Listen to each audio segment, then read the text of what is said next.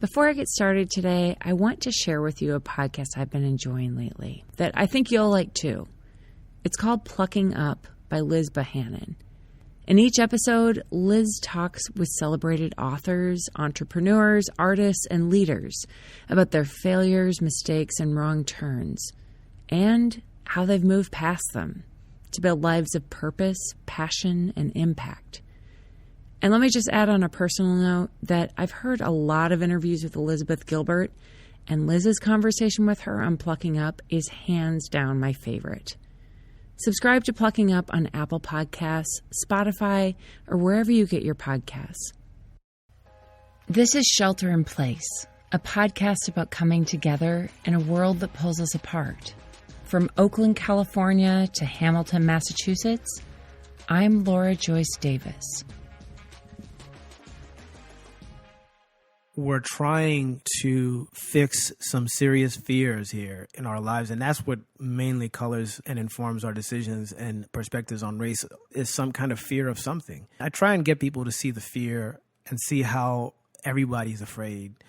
Way back in June, I had a conversation with a stranger. It's a conversation I've thought a lot about during this pandemic, partly because it was unusual, but also because it helped me to not get stuck in my fear. It was a little over a week after George Floyd was killed in the city that I grew up in, a city that in many ways still feels like home. Our country was roiling with anger and grief and fear. I was too. It was a turning point for Shelter in Place, a moment when we realized that this show wasn't just about finding daily sanity, but about learning to come together in community, even when there were seemingly endless reasons for division. I knew I didn't have the wisdom or perspective to do that alone, so I reached out to some people who could guide me. One of those people was Muoki Musau. Muoki is a realtor by day, but he's also a theologian. He went to seminary with my husband's sister, Hillary. Hillary suggested I reach out to Muoki, and he agreed to this very weird thing I was proposing. In our first conversation ever, we'd talk about racism.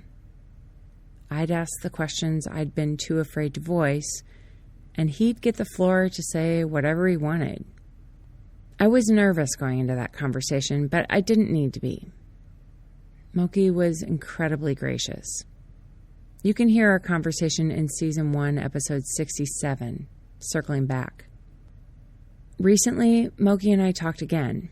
And even though it was only our second conversation, it felt like reconnecting with an old friend. I feel like you're my super close friend, even though it was our second conversation. Which is like strange, but also kind of awesome. I wonder if part of that might be our point of connection through Hillary. She trusts me, you trust me, and I trust you, and you trust her, and all that. I think intellectual empathy was kind of built in before we met. You don't make very many friends after you turn 30, to be honest. So this is really, really special. If you're just joining us, you're welcome to listen to the episodes in this pandemic odyssey out of order. But after you listen, I suggest going back to the beginning of Season 2 to hear the full story of how my family ended up getting way more adventure than we'd bargained for. And, at least for now, settling on the opposite side of the country, in the same time zone as Muoki. Muoki lives in Leesburg, Virginia, and he's been busy during this pandemic. Interest rates are low, and the demand for homes is high, which means the prices have gotten higher too. It's become a lot more competitive. It's ironic. There's the pandemic, things are shutting down, slowing down, and real estate actually accelerated once the shutdown happened. It's been the inverse of everything else that's been going on. Leesburg is about an hour away from Washington, D.C. Muoki says that with so many people working from home, a lot of people from the city have relocated. There are people that love the city. People love being close to everything, almost like a blanket of activity and things to do and public transportation. People love that. And some people don't, but they are in the city because of necessity. And when the chance comes that they can be outside or live somewhere else where they can get fresh air, people from cities are considering coming out here. It's a slower pace. like being at a country house while being right near your job. I'm not trying to say it's an exodus or something like that, but they want a home that feels good to be in because everywhere else is miserable. You go outside, you got to wear a mask. You can't hold hands. You can't shake hands. You can't be close to people. Everywhere outside your home, there's distance and there's coldness. You don't even see full faces. I got my flu shot, had a conversation with a guy. I don't even know what he looks like. Outside the house, people aren't even like full faces. It's just half faces. All you're seeing is eyes and like half of a nose. I want to feel that this is a place where we can actually see our full faces. We can be our full selves. People are looking for a place that they won't feel miserable being in for a long period of time. When we bought our starter home in Oakland 12 years ago, we couldn't imagine life with kids. We figured we'd move someplace bigger by then. Even when we were assembling IKEA bunk beds and cramming 3 kids into a single room, we still weren't making plans to move. But when first the pandemic and then wildfire smoke forced us indoors, what we needed in a home changed. Home became school, office, church, gym, movie theater, restaurant, library, and a place where quiet and solitude were a distant dream. If you've been listening, then you know that ultimately we decided to leave our home, at least for now, in search of a temporary home that could give us the support and space to survive this pandemic. The question of what makes a great home, I think it has to have something flourishing inside. I think about nature. You got a forest and there's animals and plants. I'm not a forest expert. I'm a realtor and a theologian. And so what I think about a forest, you've got things that grow, you've got things that die, you've got seasons where there's a harvest and seasons where there's planting. There's friction and tension, but then also thriving and abundance. And all that stuff happens all the time. I think a great home is a place where you can have all of that. When we left Oakland, it felt like we were uprooting ourselves, exposing the roots of the life we used to have. It was painful. You could say that our stint in Massachusetts is a bit like taking a potted plant indoors for the winter. There's no question that the move was what we needed. In our old life, there was plenty of friction and tension, but not a lot of thriving and abundance. Our little plant was looking pretty sickly by the time we left Oakland. But I think what's interesting about Muoki's metaphor is that home isn't just one plant. It's a forest. One of the things that made our home in Oakland so special was that we lived in a neighborhood where people were friends, where we took care of each other's kids. There was a lot of generosity there, enough goodness to go around. The pandemic forced us to get creative about what that looked like, but it didn't go away completely. Even out here, people need to be with other people. On the one hand, I mean, people are like, oh my gosh, I can finally get out of DC. But then if you're home all the time, you get sick and tired of that. So even here, people are going out and doing more. It's created a new way of being in community together as residents of the city. Necessity is the mother of all invention, and we needed to be with each other. Leesburg is doing what it can to make people feel like, we are trying to get through this as a community. They're realizing just how resilient community can be. And that's one of the cool things I've seen. For now, our plant is hanging out in Hamilton, Massachusetts, the town where my husband grew up. Our community consists of his parents and siblings. With the daily support of family, our plant is slowly beginning to revive. But even for my husband, who grew up here, it doesn't feel like home. The plants are all different. The climate is a shock to our system. We don't yet know our way around the forest. It's something Muoki has experienced too.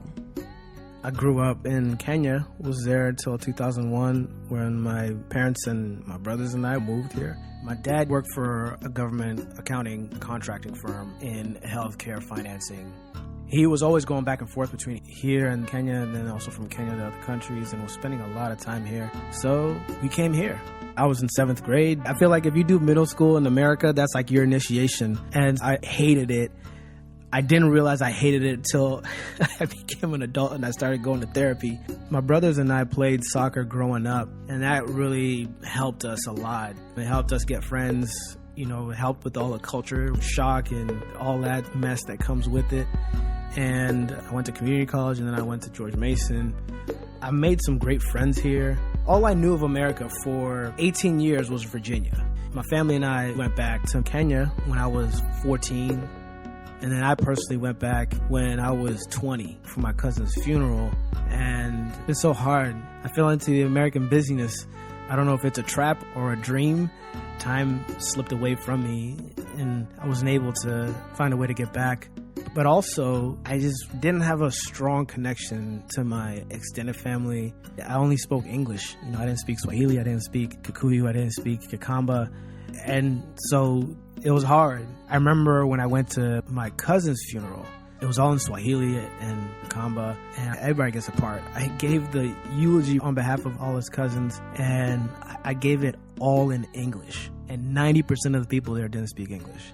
So there's a huge cultural disconnection between me and them that was just very difficult to overcome. I ended up spending the formative years of my childhood not there, with no real ways to keep that connection going. Back then we had calling cards, and we didn't even have video, anything. It was expensive to stay connected.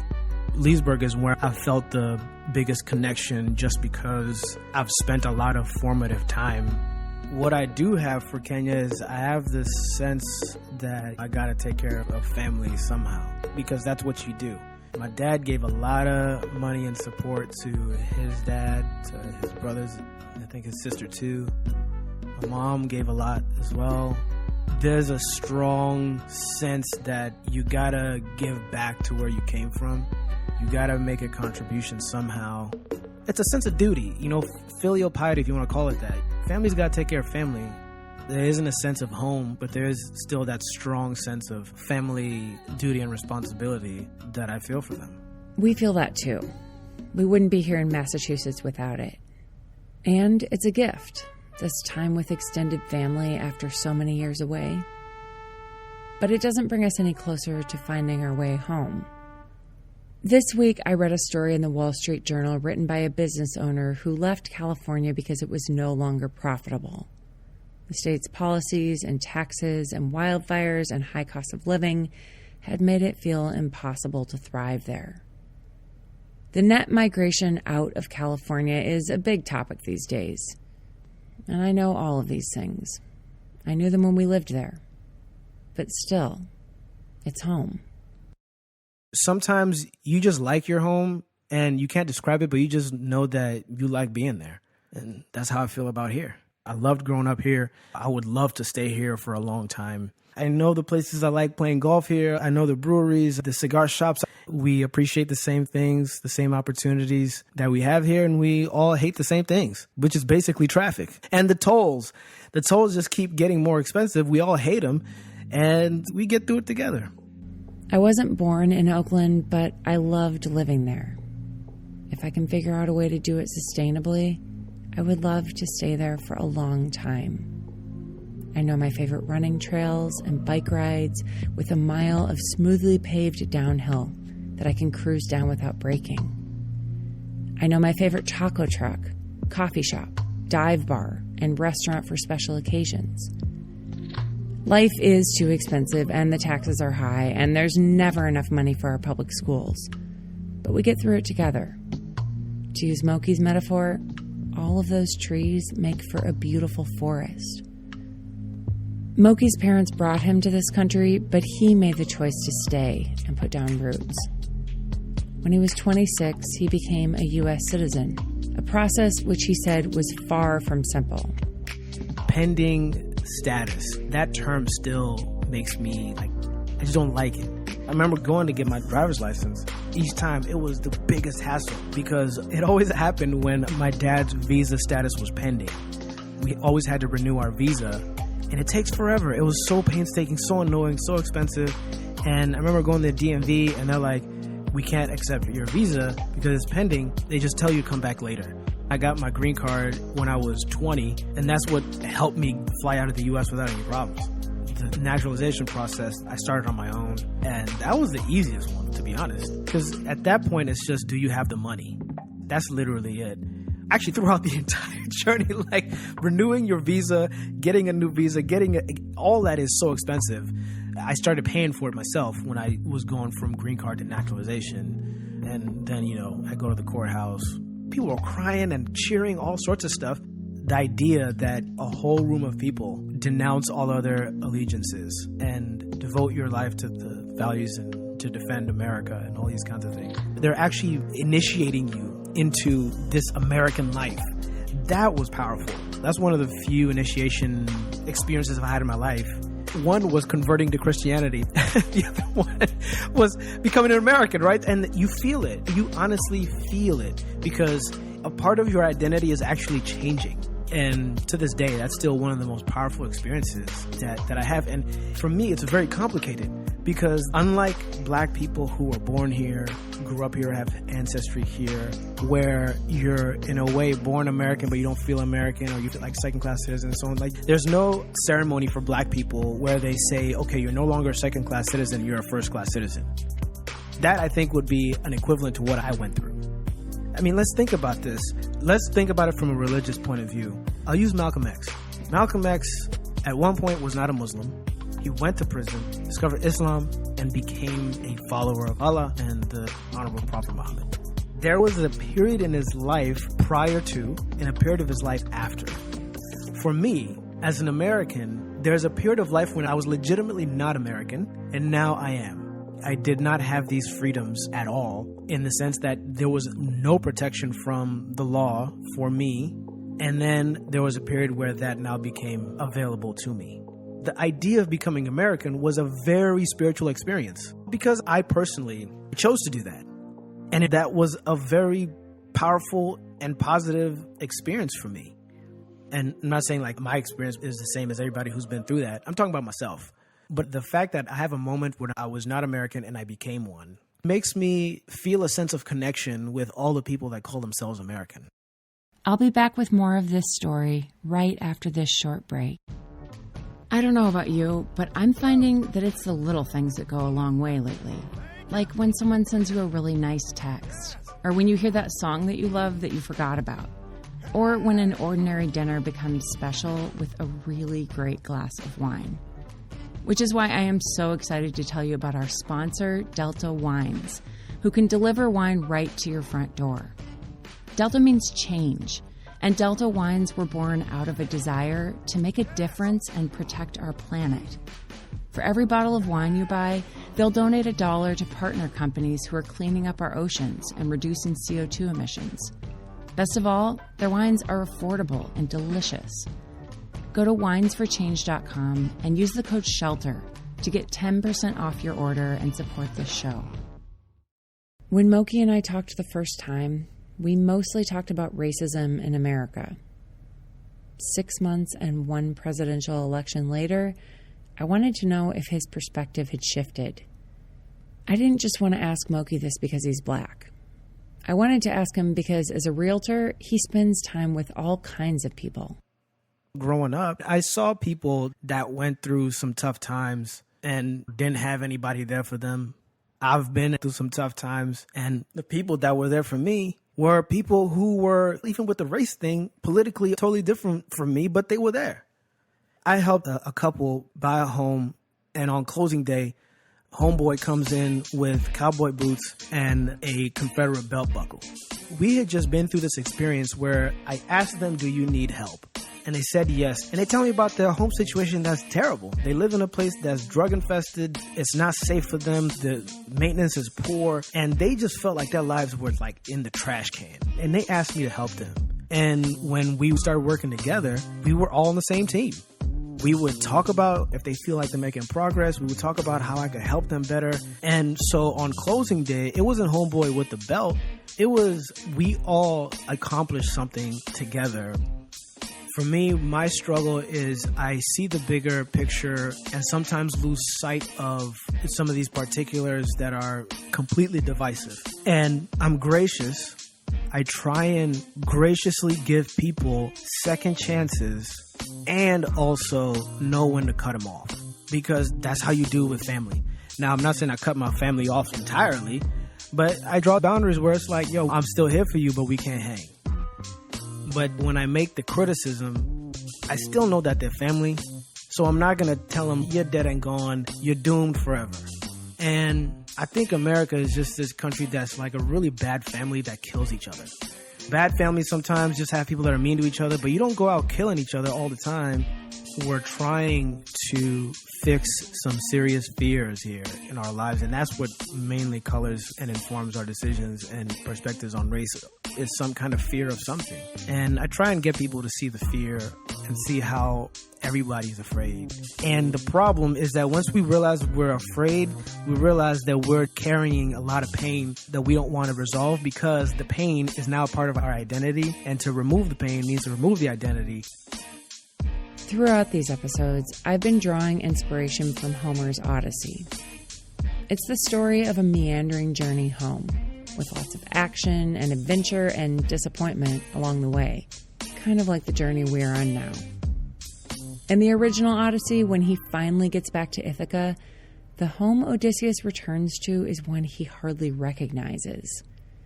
There are people in his house that he never invited in, and he's furious. When I hear people talk about making America great again, or about restoring the soul of America, whichever direction we're coming from, I wonder if we're all just feeling a bit like Odysseus. Like we thought we knew what home was, and now it's all changing. We're outraged. We feel the need to do something drastic to restore what we thought we had. But this is where the metaphor breaks down. Because the people in Odysseus' house were unruly suitors. And yes, I know that sometimes our country can look that way. But for the most part, the people in our home aren't here because they want to cause trouble. They're people like Muoki, who came here for a better life, who because of the way America welcomed and shaped them, feel more at home here than the places they came from. They aren't just staying in this house. They're doing home improvements. The Odyssey ends with a scene that feels like the worst possible outcome for our country. Odysseus kills all of the suitors, and then their families plot revenge. There's a lot of death and destruction in the Odyssey, so maybe killing people had just become normal for Odysseus by the time he got home, but I really hope that we can find a better solution to our problems than Odysseus did. It's only thanks to the goddess Athena that the whole thing doesn't end in civil war. And yes, I know we're talking Greek mythology, but still, you have to wonder if there could have been a better ending. After George Floyd, I was taking my cues from Zinga Harrison, a psychologist that I heard. And what I have learned is that racism is like this drug that is killing us, but we're addicted to it. We know it's not good. It's a problem. Even addicts, at some point, they don't even want to do the drugs. They just don't know what else to do. I mean, let's talk about America as a person. It's destroying us internally in terms of the body, and then it's destroying our relationship with other people, with other countries or whatever. But we just keep doing it. We just keep using it. We got to have it, even though it's killing us. This analogy is going to be drawn way past its limits, but drugs destroy the body in some ways that are incurable. But when you can save the body, this gives us the chance to live with the wounds and learn from them. I think it's possible. How does it happen? We got to know that we all belong here. We all deserve the same things. We need something to bind us together other than America. We have to be able to unite and remain connected by stronger values than the ones that are disconnecting us. We just got to read more books, listen to more old folks, listen to more dead folks. We need a bigger sense of purpose and identity and meaning that is just beyond a particular group, something that could bind us together. I'm talking about values, not freedoms. Freedoms are related to the state and the government. The thing is that I have freedoms all day long, but it's the values that I have that determine how I treat my wife. And so we can find values that we connect with. Those will help put our freedoms in proper perspective. Responsibility is one of my values. I got people that are different political affiliation than me, different religious whatever than me, Well, the way I talk to them or relate to them is no different than the way I relate to people who have the same opinions and thoughts as me. And my closest friends right now are the people that have a sense of responsibility for the lives of those around them. We get together and help one another take care of ourselves and take care of the people that we love. Is there an identity of America that goes beyond the government and the state? I think of South Africa, this idea of reconciliation and forgiveness were these very defining values that were beyond the state that characterized what the state wanted to be. Values have a greater potential for redemption. We're a week out from Thanksgiving. Many of us are having to face hard realities this year of not traveling to see family or traveling to see family, but worrying about the conversations we'll have on the other side. Some of us are facing the holiday alone. Kind of like the rest of 2020, nothing about this is ideal. Also, our country's history with Thanksgiving is a bit complicated. It's an area of our history in desperate need of reconciliation and forgiveness. You can listen to Season 1, Episodes 72 and 90 to learn more about that. But I wonder if this year we could take Muoki up on what he's suggesting. To find something bigger to unite us than the things that divide us. Maybe we could even look beyond our party lines long enough to see the good things our differences bring to this country. Maybe we could find reasons to be grateful. There's a goofy little tradition that we started with our kids at some point in this pandemic. We put our hands together, count to 3, and yell in unison, "Go Team Davis!" It's super cheesy. And at some point in the not too distant future, our kids are going to be too cool for it. But right now, they love it. Even if moments before they were fighting or we were all cranky with each other, the mood changes immediately once Go Team Davis is on the table. I think maybe what's going on is what Muoki is talking about. Go Team Davis reminds us of a shared value that we all have, and that ultimately whatever happens, we are there for each other. It helps us to appreciate each other, to be more charitable in the way that we interact. I know it's not a simple ask for our country to come up with a way to put our hands together and put aside our differences and debates, but Muoki's suggestion gives us a tangible way to start. I've been ending each episode with an invitation, and so today I asked Muoki to invite us into the kind of home that he hopes that we can still find. What I would invite people to do is get on a Google Calendar or whichever calendar you use and have a span of 90 days and ask, what is one thing that I'm afraid to do or one person that I'm afraid to talk to about X, Y, and Z, or ask them this kind of question or pursue this knowledge because I'm afraid of what I'm going to find out or that I'm going to be proven wrong. Have a plan for discovering someone or something that you are a bit apprehensive about discovering, and then have a reflection period. Have some people around you that you can talk with. For me, I'm going to be honest, I hang out with some people that are very, very right side, but they still like me. We still hang out on a regular basis, and they appreciate me, and I appreciate them.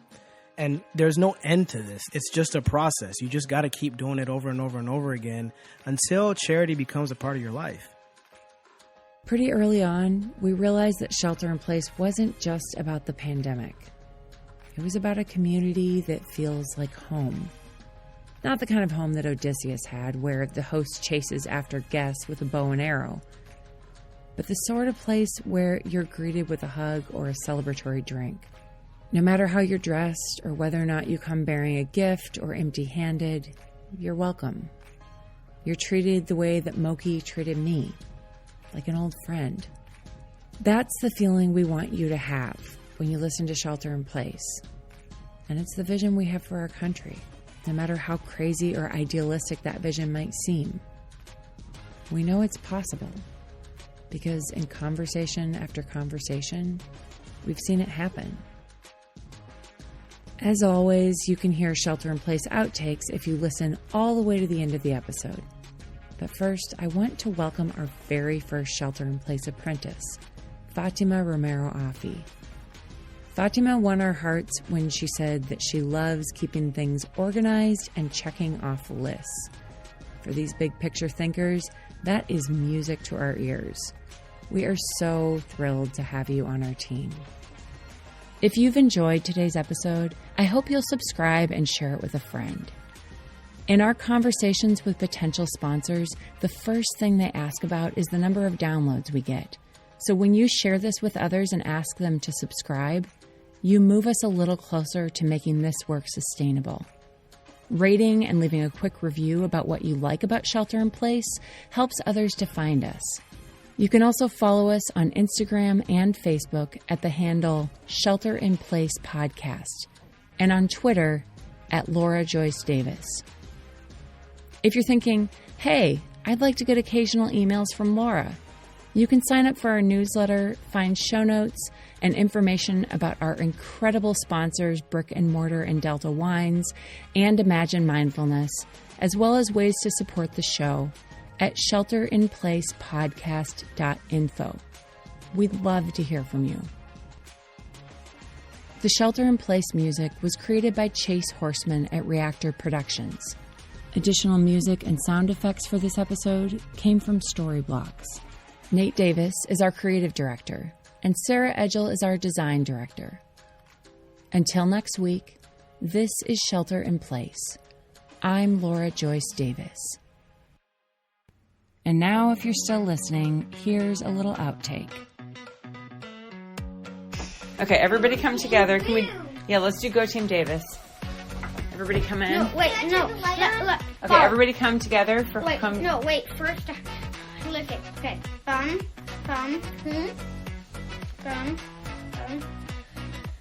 Are we ready? 1, 2, 3. Go Team Davis!